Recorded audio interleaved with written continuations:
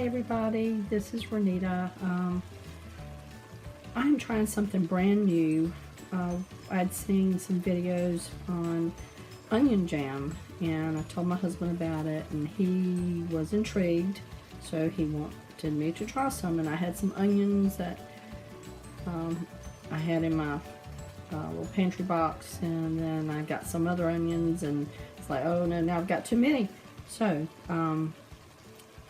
I am using the older ones. I chopped them up real rough chop. I had to put a couple of tablespoons of butter in my Dutch oven, and I'm going to saute these down. Looking for my little thing here. And so, and this is going to take a while. You've got to saute them, get them down to where they're just past translucent, starting to caramelize, and they're making their own liquid.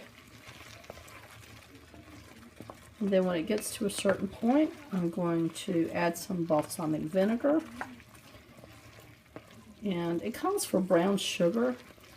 We'll add a little bit. I know it's supposed to be sweet onion jam, but we're not super huge on sweet. And my husband's got type 2 diabetes, so we try to keep his sugars in check as much as we can. So we'll be tasting it along to see if it needs sugar. Otherwise, we may go a little bit light on the sugar. So, but I want to share it with you, and I'll come back in a little bit and we'll see where we are. Okay, one thing I didn't do a while ago, I went back and I've added about a tablespoon of kosher salt to this, because we need to like counterbalance some of the sweetness that's going to be from the balsamic vinegar and whatever brown sugar we put in. So I've added some kosher salt, coarse ground. So you can add sea salt, you can add table salt, whichever you prefer. So we like the pink Himalayan at the dinner table. We like to use that. And didn't realize, thought salt was salt, but there's less sodium in the pink Himalayan. So anyway, that's a little bit of information there. So, okay, I'm going to keep sweating this down and stirring, and we'll be back in a little bit. Okay, now this has been sweating down, I'm sorry, about 30 minutes now. Had to cut my heat down a little bit. It was browning just a little bit, but we're good, I'm sure. Oh, and this was about 5 good-sized onions, not overly large, and I always have some type of sweet onion, whether it's a Vidalia or a sweet Mayan, just whatever I can usually find. But these are sweet onions. So, and I'm going to be using the Medina balsamic vinegar, and I like the flavor of this one, so that's what we'll be using when it's time to add it. We're not quite there yet. So, and you may be wondering, what, if you're not familiar with it, what do you use the sweet onion jam on? It's a condiment that's good on either burgers or roast, and just a good addition to a meat.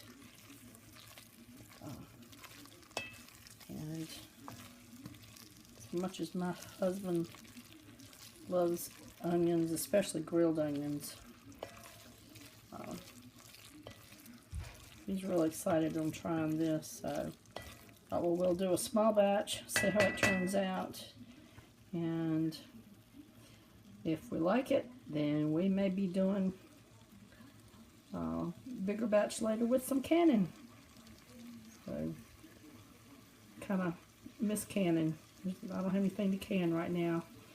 So that might be a next project if this turns out to be good. Alright, we'll be back in a little bit. Okay, I have gone ahead and added the balsamic vinegar.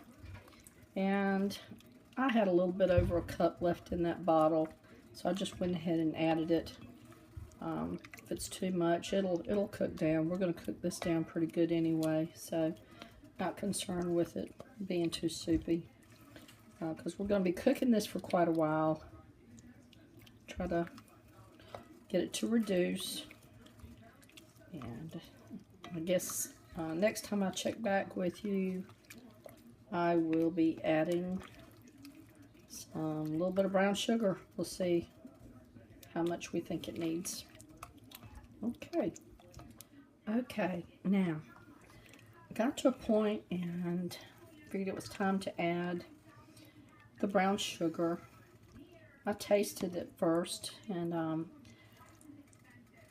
the recipes that I saw for this amount of onions normally called for anywhere from 1.5 cups to 2 cups of firmly packed brown sugar, and I guess that's what would make it sweet onion jam.